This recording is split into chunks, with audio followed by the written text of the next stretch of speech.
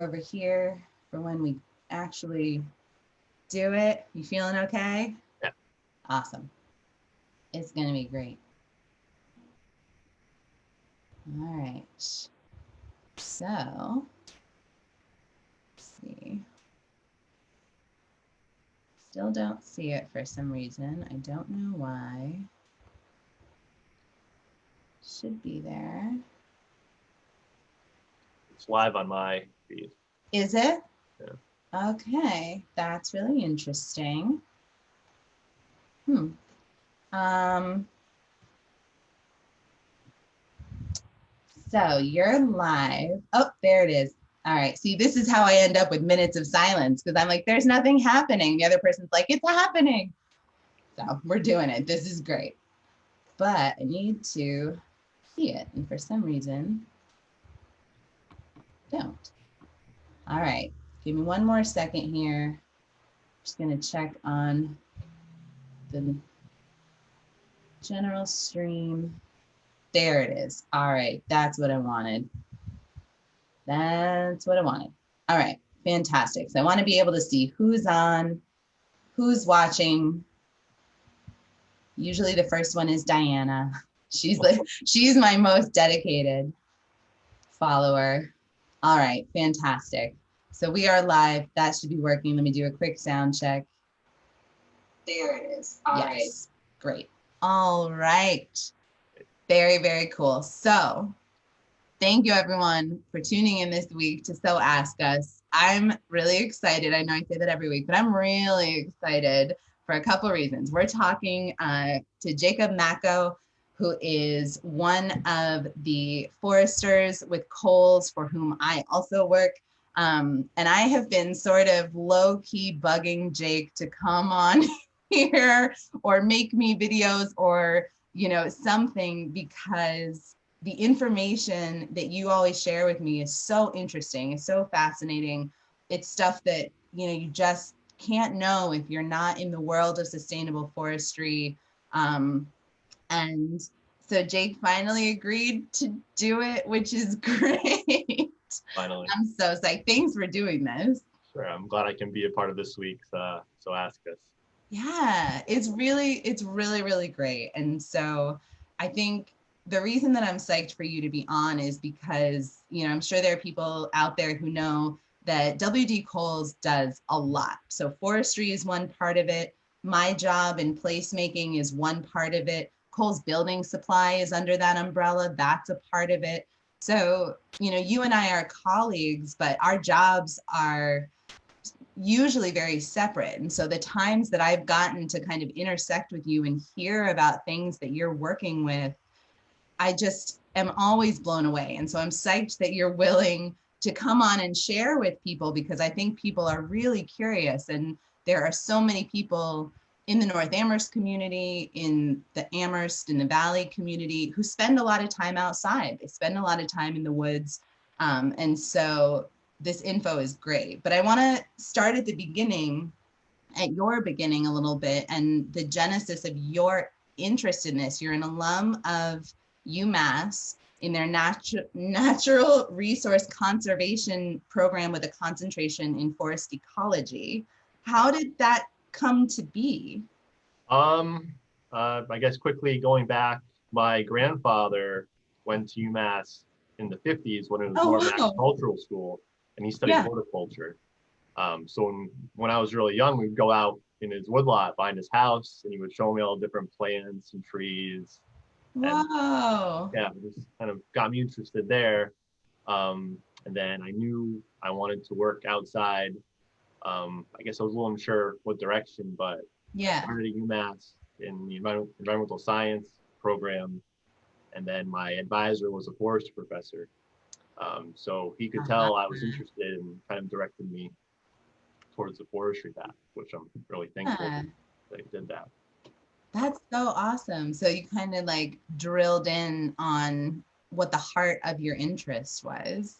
Right. It just took a little time to figure that out. Yeah. And do you feel, in working with Cowls, working in sustainable forestry, do you feel like you get to use all the things that you learned? Absolutely. Yeah. aside from the field work, that's pretty common. UMass was incorporated coursework that involved the social aspect of forestry.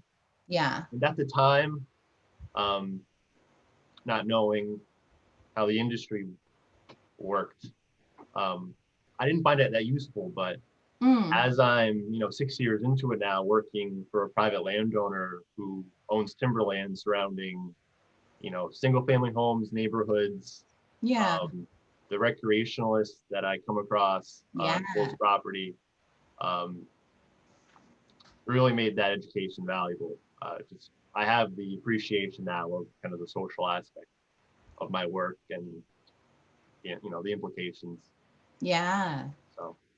That's so fascinating. I know you were saying yesterday when we were on the phone, you were out in Belchertown and you felt like it was really detoxifying to be outside and just be able to be kind of doing the work that you do. When you encounter people out in the field, when you're doing field work, what are some conversations that people start up with you? Like, what are they curious about when they meet you?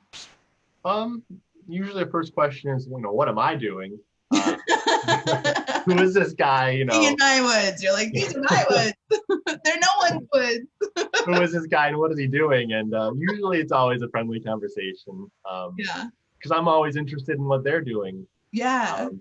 We have a lot of respectful visitors, whether they be, if they're hunters, doing some scouting, or hikers, or mountain bikers. Yeah. I always try to, get their attention and just have a discussion. Yeah. Sometimes it's just, I'll be doing kind of just casual field work, or other times I'll be marking a timber harvest, or a timber harvest will be ongoing. And I try to have, conversations about what's happening on the ground so they can understand. Yeah. What they're saying. Do you find that you meet with a lot of people who like already have a knowledge about the woods? Like you mentioned, people who maybe spend a lot of time out there. Do you find that people have a lot of curiosity, or that it's like they want to share what they know with you? I guess some of that too. Yeah. It's, a lot of people are familiar with Cowls and our practices. Yeah. Sometimes though, there's new faces that haven't seen a timber harvest before. Yeah. Don't really understand what's going on. So we try to kind of share my point of view and my opinions and kind of let them take it from there. Yeah, that's so awesome, because I think it is hard to have a lot of knowledge of something when you're not trained in it. I mean, I certainly had like pretty much zero knowledge, which is interesting working for a company that has this component to it, but my job doesn't interact with that component very often.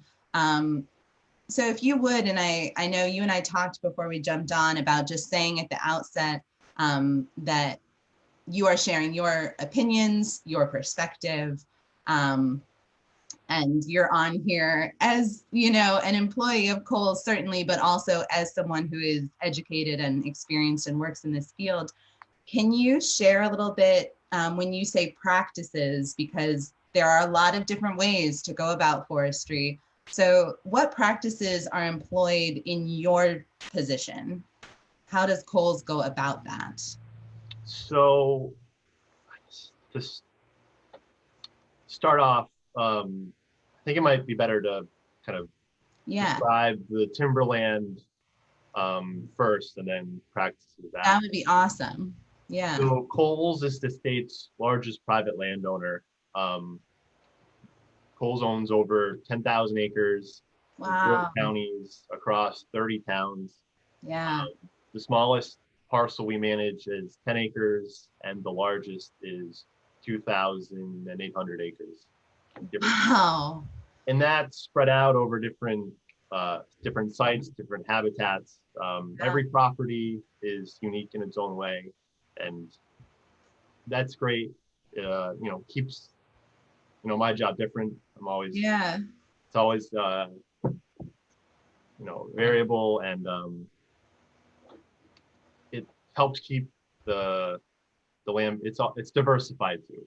Right.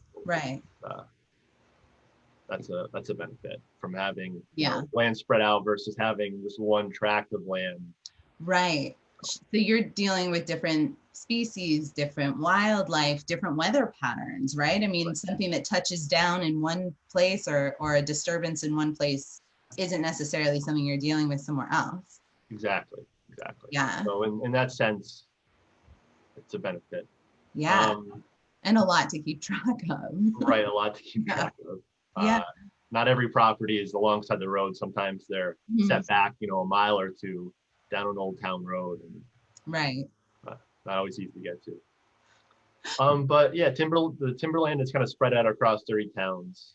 And each has their own kind of land use history. Some have probably always been forested and managed in some degree. Others were abandoned. Others were, used for agriculture, cleared for agriculture, right, and abandoned, 50 years ago.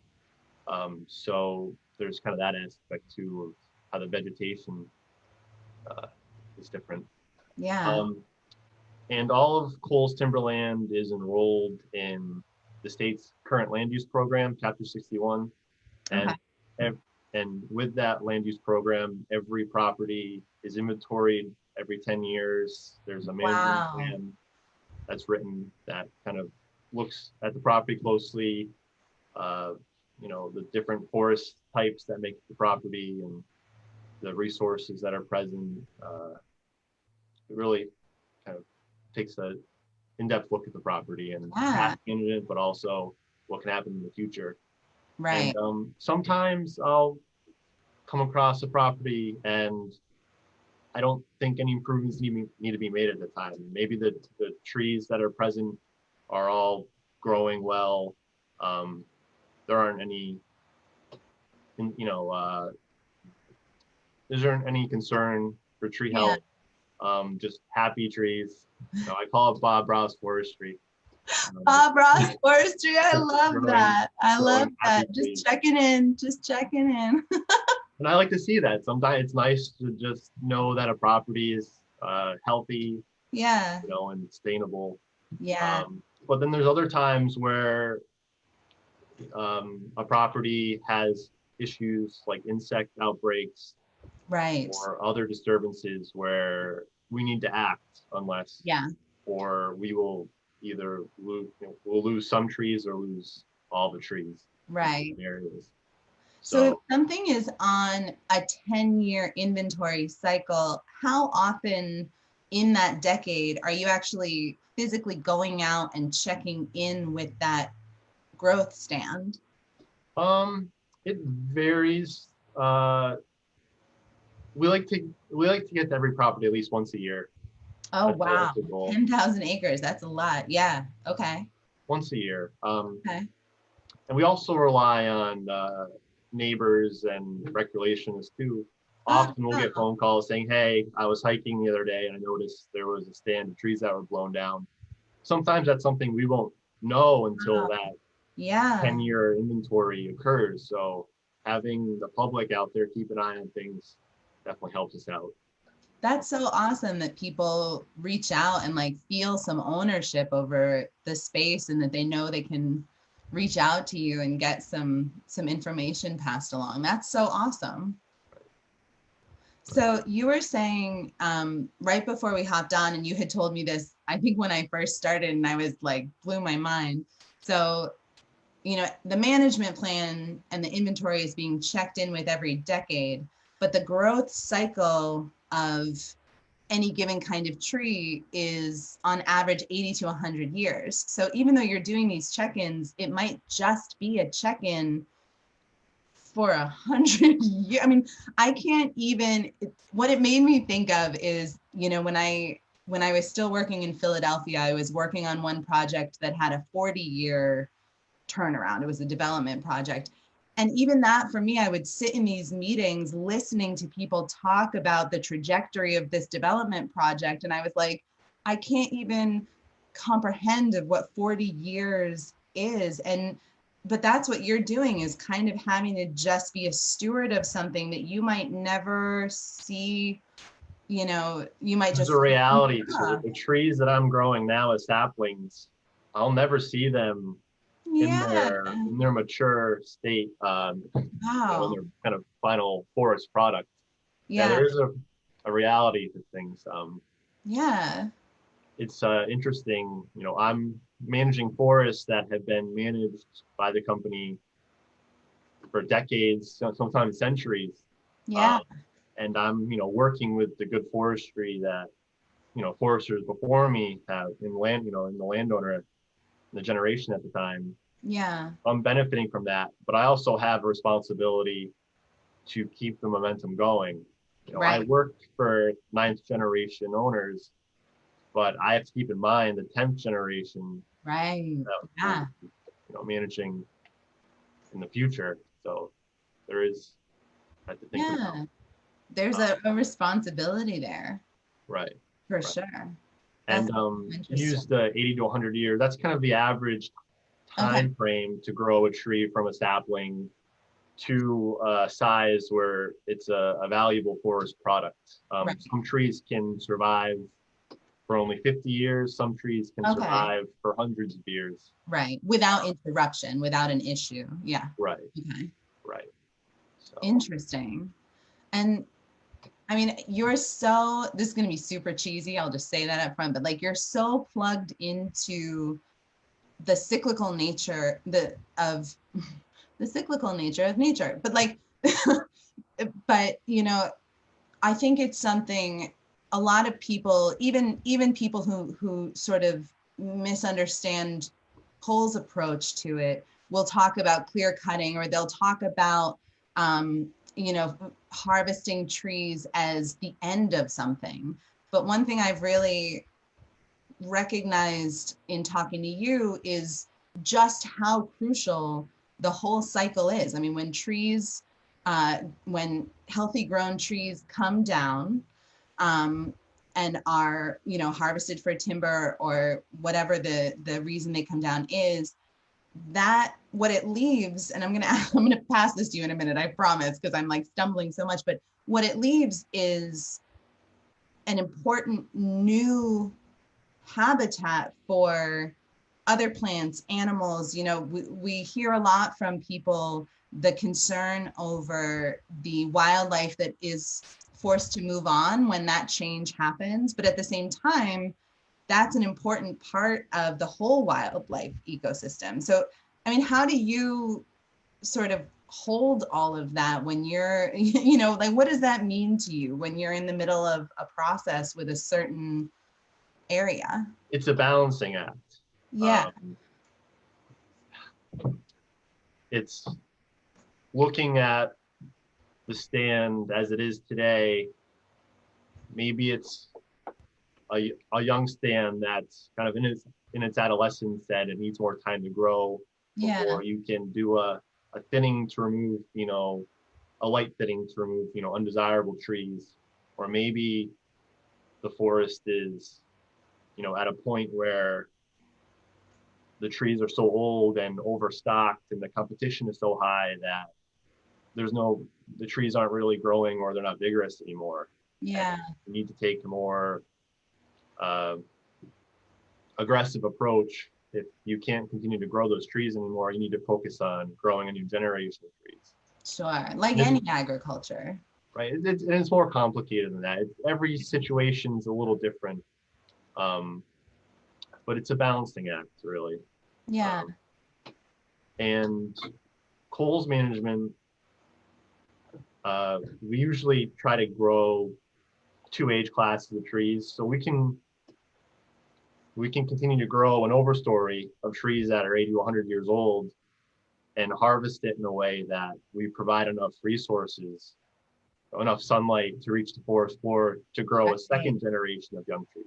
Right. Okay. And we can control the types of trees that grow based on the spacing of the overstory trees and how much light reaches the floor. Because every tree species has evolved around to grow in different amounts of light.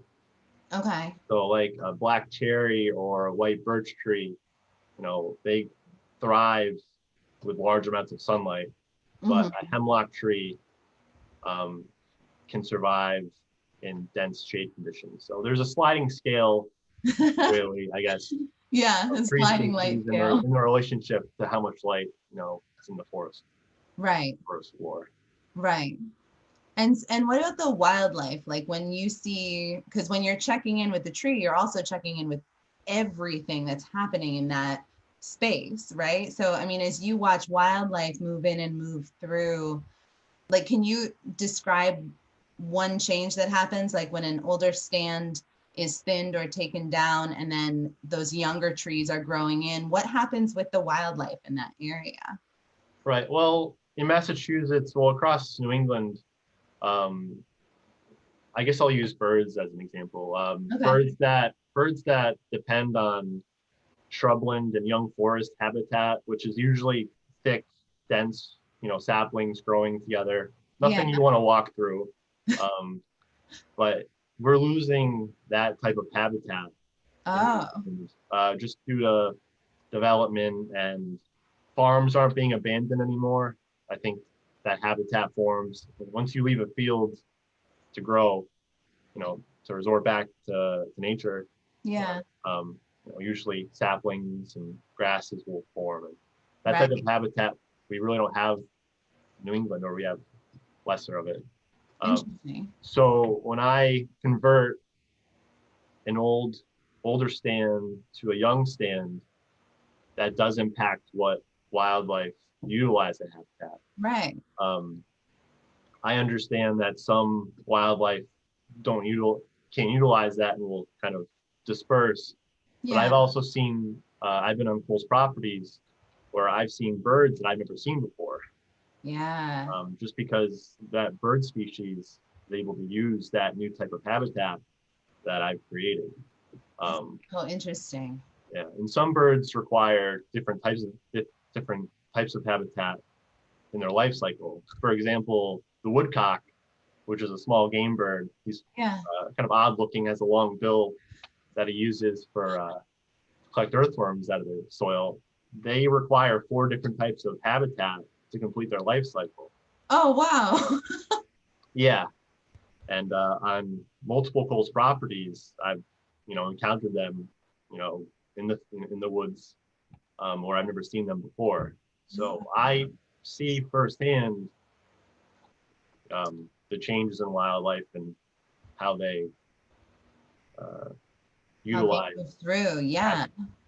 That's so fascinating. God, I'm so every time I mean, obviously in COVID, we don't do this as much, but before COVID, when we would be in the office together and you'd be like headed out somewhere, I just think it's so cool that you're sort of out in it and out in so many different habitats. And I know, I mean, even just recently, there's been some weather patterns that have really impacted some of the spaces that you're working in. I mean, when there are natural disturbances of that kind, fire, tornado, I mean, if you have an active management plan going on and something happens, what does that do to the trajectory of that plan? Right. Usually we call those natural disturbances. On the extreme side, a hurricane, tornado, or major wind event that might completely destroy an entire stand or property. Yeah. Or it's on the lighter scale, on the other side of things, maybe it's just a lightning strike that kills one tree. Right. That's happening all the time. In my 6 years, I've experienced 1 tornado, 2 microbursts. Wow. 2 fires, and widespread insect outbreaks. That none of this is planned on. Right. It happens. It's part of the cycle. Yeah. And sometimes it accelerates our return. Sometimes it accelerates the rotation. So that tree that you wanted to grow for 100 years, well, now it's only 60 years old and you need to harvest it, or you're going to lose the tree. Right. And the value it has. Yeah. Wow. And so you have to be adaptive. You have to, I've every day I'm changing kind of my thought process on how to approach certain situations. A couple days ago, I posted on the Cowls Facebook page a short post about the gypsy moth outbreak in Massachusetts, and well, that's affected most of New England. Cowls has lost thousands of trees, trees that were healthy, dominant, trees that still had many years to grow. So that kind of forced our hand. We've since salvaged properties once, twice. And my approach to how we respond to that outbreak is changing every day as I see the trees respond. Just trying to stay ahead of it. Yeah, right. Definitely. Reduce any loss as possible. Yeah. And you said that's Massachusetts wide, or that's like all over New England, something like that? I think the worst hit states, Rhode Island, Connecticut, most of Massachusetts. Yeah. God, I mean, it really, that word adaptive and just the necessity for you guys to be on your toes and be paying attention and be following things. How often do you find you have to like dip back into the archives to see if something like maybe started before your time? And also, do people, because you keep these really unbelievably detailed records of things that have gone on for decades, for centuries in some cases, which is mind-blowing. Do people reach out to you too for some of that information, like researchers, scientists? Do people? Yeah. Occasionally, we're approached by surveyors or historians because they know we have the archives. Yeah. Dating back, sometimes hundreds of years. I have surveys of properties that were done in the 50s, and a lot of the trees that are now 20 inches in diameter were listed as 4 or 5 inches back in the 50s. So we have we do have records, of that. Yeah. How the forest has grown and changed. Yeah. That's so fascinating. And it must tell you a lot about the sort of, I don't even know, the trajectory of weather and all the different things that come through, at least the areas that you're operating in. Having that history is really interesting. It is. Yeah. And it, trees grow sometimes so slowly that it's hard to notice change at all. So you have to be tuned in. Yeah, so it really tunes you in, and I've been doing this long enough to where I can see the saplings that I've created grow. So I can see, trees develop. I've seen the growth rings of trees that responded to thinnings that happened decades ago, or even, just 5 years ago. So I can see the response to my actions. Yeah, and it must build an empathy in you. I mean, you're really, I've heard you use the word steward before. You're a steward of the work that you're doing. I mean, it's not heavy-handed. It's very much in tune with what is needed, what is necessary, what's going to be important for the good of the whole stand. Right. And, it's just not looking at the trees. I mean, we work around streams and wetlands. Right. Sometimes we work around or within, endangered species habitat. Yeah. There's state regulations that we need to follow. Yeah. Sometimes it's as strict as, you can't do anything here. Mm-hmm. Other times we're asked to change our management to help that species out. Oh, interesting. Yeah, in some cases we've created 2 5-acre clear cuts, and we left very, I guess they're not desirable. They have a high wildlife value. Yeah. So there's cavities and there's nooks and crannies, and that harvest was designed to help out that species in that area that was in decline. Wow. That's interesting. And in that case, you'll be asked like by the state, like they'll be tracking something. Well, they know, the habitat, Yeah. our cutting plans go to the state forester and they're shared with the Right. wildlife biologist. Doesn't happen often, but Yeah. in certain situations, if we can help, we will. Right. Right. That's so cool. I hadn't even really thought about it from that sort of flip perspective. So you're really plugged into all different, Right. yeah, and anything that impacts that space. That's so fascinating. I see people watching. If you've got a question, please feel free to throw it out there. We do have a comment on here from Kevin Collins. He says, "Thank you for your hard work." I don't know if that's someone that you know. Thanks, Kevin, for watching. If anyone has a question, please feel free to throw it in because we are on a little bit tighter time frame today because Jacob has to hop off in about 8 to 10 minutes. So please don't be shy with your questions. And I do have one more, and it's a little bit of a complex question. So for anyone watching, I did tell Jake that I was going to go here. But I'm curious because, Cowls as a company has leased land to some solar developers and solar farms. And that is something that, people have a lot of different feelings about. You and I both probably have our own feelings about it. I will reiterate before I ask the question that Jake is here to represent his opinion and his experience, which I think is so important. Oh, and Kevin has a question. I'm going to pause my question and ask Kevin's question. So Kevin asked, how much do you coordinate with the university, Fish and Wildlife Service, and do you have any ongoing research projects? And then he also asked if you could, or Ron asked, I'll go to that question next. Okay, so how much do you coordinate with the university or Fish and Wildlife, and do you have any ongoing research projects is the first question. Traditionally, we don't usually have any involvement with UMass. We'll often host. They have a field requirement to a lot of their courses, so we'll do tours to the students of woodlots or ongoing timber harvests.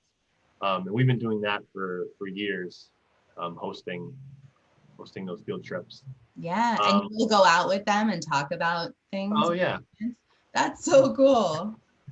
And with Fish and Wildlife, we don't really have much involvement.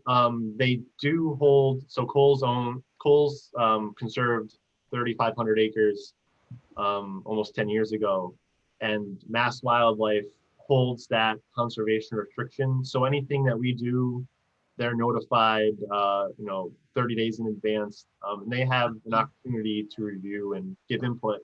And often I'm asking what their recommendations are for wildlife, if there's anything that we can do. Anything you should know, and yeah. Right. Yeah. So that's not the extent. Yeah. And we don't have any research projects. I think there are some federal inventory plots on Cowls property. Yeah.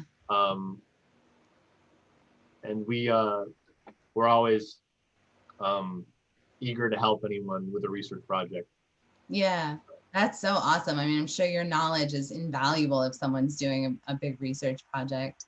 And you just touched on conservation restriction, and Ron is asking if you could explain a conservation restriction a little bit more, what that means. Sure. So it's when a property, it's when someone purchases or controls the right to develop a property. Mm-hmm. And that way the landowner can continue to own the property. And in Cowls' case, we can still manage the property for timber, but the property can't be developed. Right. Right. So for instance, you mentioned the 3,500 acres, that's the Paul C. Jones working forest, right? And so that's still owned by Cowls, but now that there's a conservation restriction on it, it will always be working forest land and kind of in service of this particular kind of use rather than. And it also ensures, so Mass Wildlife, their purpose, to maintain and increase wildlife habitat, but also ensure public access. So that land will always be accessible to hunting and fishing, and other forms of light recreation. Oh, interesting. That's such a crucial part. I didn't know that. That is that element of public use is kind of tied up in that. That's really, that's wonderful. Right. We are working towards another conservation restriction in the Shutesbury area in part of Pelham, conserving up to 2,000 acres. Wow. Really impressive. That's awesome. And it's a complex process, but the outcome, it sounds like it's really valuable to the state, to the landowner, to the animals, to the people.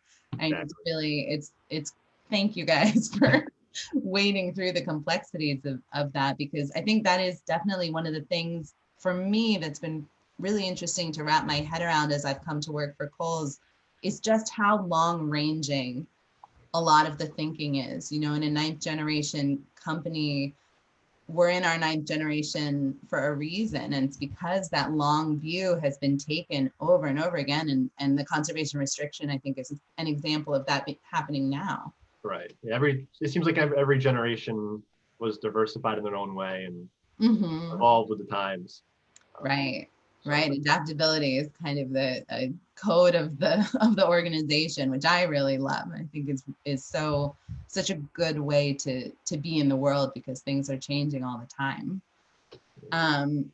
There is another question from Elisa Campbell. She says, I think there is less Hemlock Woolly Adelgid. Thank you. Than a few years ago. Am I right? And if so, do you have a theory about why? Lisa's correct. I have seen fewer instances of the Hemlock Woolly Adelgid. It's an insect. Okay. Non-native, I believe, invasive insect that's kind of made its way up the Appalachian. And that insect has really devastated native hemlock populations in the area. We've been adjusting our management to kind of salvage as many of those trees as we can. Yeah. I believe we had a few cold winters, and I think that might have knocked back the population. Unfortunately, there's a second insect called the elongate scale that's also infesting hemlocks. So there is still a challenge there. Yeah. For the hemlocks, unfortunately. Yeah. I'm curious, like when you see an infestation of that kind, I mean, you're kind of depending on nature to course correct itself for the most part, right? I mean, you're not stepping in necessarily, or do you try and step in and protect the trees in any way, or do you have to just kind of hope that there will be a cold winter? Or I mean, we can't feasibly treat over 10,000 acres of trees. Good point. We thought about it. It's just not feasible. So we will either, change our management, try to salvage those trees, or in some situations, let nature play its course. And, over time, if that tree dies, trees surround it or young trees below it will kind of take up that growing space. Interesting. I feel like there's a lot of kind of like non-attachment that has to happen in your role. I mean, you have to really be willing to kind of see it all and be proactive in some cases, but also there must be a lot of letting go that you have to do. Yes. Sometimes there are certain, the gypsy moth outbreak that occurred, there were properties I managed already, and I was somewhat attached to those trees. Those were trees that I selected.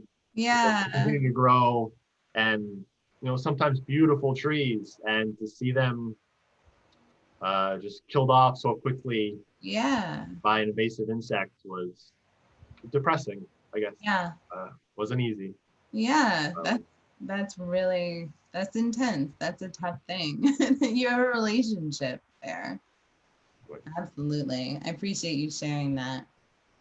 So it looks like we don't have any more questions. If anyone watching has more questions, throw them out. We're coming up close to time. But I'll ask one more about solar, because it's a really important, and this is me sharing my opinion, solar is important. There are a lot of reasons that Cowls decided to allow solar development on relatively smaller parcels of land that we own. And, you know, when I first started with Cowls, there was kind of a debate going on about a space that was being looked at for solar development. And I totally heard all of the arguments, and I can appreciate all of the arguments that people have on both sides of using what at the time was 30 acres, which I think is about the average of what we do and approve. And one thing that you shared with me was the importance of, or at least one view that we could take of it, was the importance of creating an edge habitat, a forest edge habitat, that even though that solar going into those 30 acres of 2000 was certainly impacting the wildlife movement and everything around it, it also was creating a new potential habitat. Have you seen that habitat kind of be moved into, and do you want to share kind of your view on this kind of development? Yeah, this is one view. So in Shutesbury, mostly forested, very few fields, whether they're pasture or agricultural fields. And, you know, the solar site, you know, one was forested. You know, I knew the property very well. Yeah. And once it was cleared, you know, that kind of created a new type of habitat. Right. You have wildlife that, like we discussed before, uses certain type of habitat. So when this site was created, very quickly it grew grasses and shrubs and wildflowers and things that wouldn't have been there previously. Right. And I have a few game cameras and my own observations, and I was able to see just the quick reaction, how quickly the deer would move in at night, and the bear that would, you know, wander through, but also the fox that was able to utilize that fenced in or partially fenced in 30 acres. Right. And he created a den within the solar site. And then the birds that are actually flying, you know, across that open span now. Right. Just how I was able to see firsthand the reaction and that new habit, how they were able to utilize that new type of habitat. Yeah. It's not a replacement, but there's still value there. It's not a void. It's being utilized still. Right. So I thought that was exciting to see. Yeah, it is exciting to see. I think that firsthand view of something is so important, and is so important to the conversation. I think we all like hearing kind of those firsthand accounts, and I know I have loved looking at your camera footage of animals going through the area and like smelling solar panels and just sort of checking it out. That's really cool. I'm glad that what you've seen is that, again, nature has adapted around it, and for as long as those solar panels are useful and are there, that it's not maybe the disruption to the whole ecosystem that a lot of people fear, even if, you know, it can be a disruption to some of that wildlife. I mean, we want to be honest about that. Right. It's different, and I think they've reacted to that. Yeah. In a good way. Yeah. Definitely. Maybe we'll follow up this interview by sharing some of the footage from the game cameras, because it's so cool. It's so cute, you know, like night vision. Very cool. So I'm going to do one last look, see if there are any other questions that have been thrown on there. Thank you all for putting your questions out there. That's awesome. I love when people chime in. And Jake, thank you so much. I know that this was outside your comfort zone. I know that there is so much more we could talk about, but I just really appreciate you stepping into this conversation because I've been so fascinated by everything that you've shared with me. And I know that other people feel the same just about the knowledge that you have.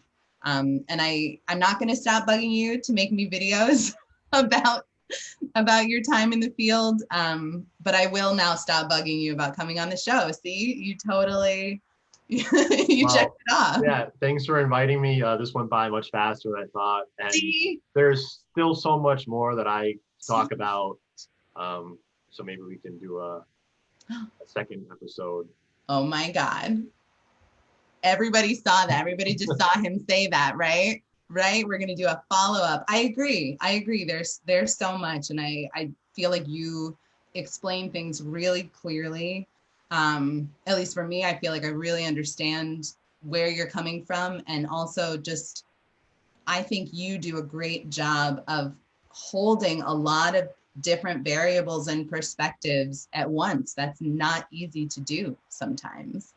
It's complex, and trying to translate my ideas and opinions and to someone who's not familiar with forestry. Right. And